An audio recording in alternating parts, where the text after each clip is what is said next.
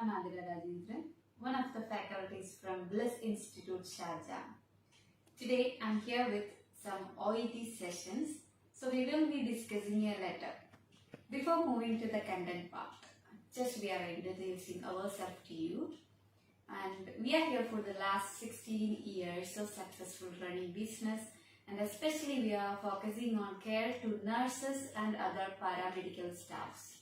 And we will helping you for assisting in international exams like DHA, MOH, HAT and other language examinations like OET, IELTS, PT and all. And here we are doing the processing of examinations as well as until the exam we are supporting. After your exams, and we will fulfilling your dreams, and placement options are also we are providing. And this is our successful career for the last 16 years. And here I'm with an OET video and a letter we are going to discuss. And students are facing some difficulties whenever a letter is coming with some non-professionals. And it's not a non-professional, I'm telling you that something which is beyond with dietitian, physiotherapist, occupational therapist, music therapist and social worker. And if such kind of professionals are coming to our letter writing, people are finding some difficulties. And some nurses or other medical professionals are finding some difficulty whenever they are choosing their professionals. Actually, it is a language test. Always it will assess your language, not from your profession or something. So whenever you are going to write a letter, it will be so simple and the reader should understand everything. And here I'm with a dietitian letter. Simply we have to read the writing task first. Exactly, we have to find the reason for writing, the purpose of our writing. Here there is a patient, her name is Meena Shoma, and she has some problems with swallowing and nutrition. So here a task is there to write a dietitian that they must to understand her functioning of swallowing as well as nutritional status. And in this question paper, there are some informations regarding her history, one of the experience in the last day with obstruction with food.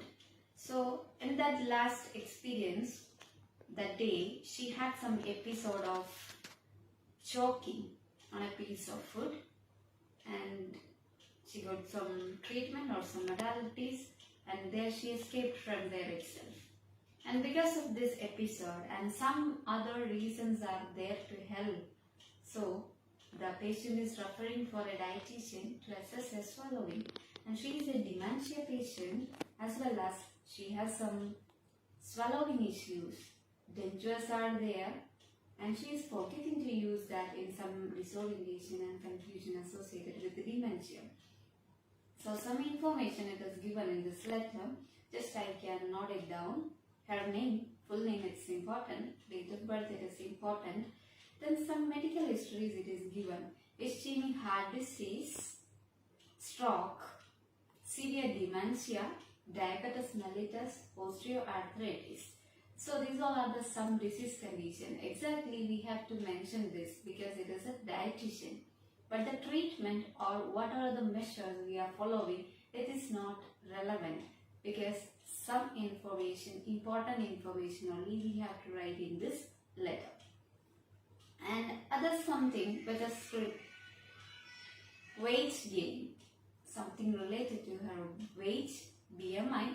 For a dietitian, BMI is important, and some histories of chronic constipation it is there. So we can mention that also. Then some appetite factor, it is also there. So this is also an important information. Then other than that, in this task or in this detailed description, some vital signs, some complaints, etc. are there, but these all are the things are irrelevant. So we can frame this letter as usual, we know that we have to write a date. So today's date we can place there. After that, you can write the address of dietitian. Then you can make a title, Dear Dietitian. So sometimes people are confusing with the name of dietitian. If it is there, you can use the surname. Otherwise, you can place the designation. It's a dietitian. So Dear Dietitian you can write. Then after this, you can write your patient's name, full name and date of birth. It's better. Then start with an introduction. So in the introduction, you have to write the reason for referral as well as what happened to the patient and why you are referring that. Simply you can mention 2 times. That is increased risk of aspiration. This is a problem, and the purpose, that means an urgent assessment of his following function and nutrition status. So I am recommending you to write 2 things in your introduction. First one, it is the reason, high risk of aspiration. And second thing is that urgent assessment. It's because of assessing her swallowing function and nutritional status.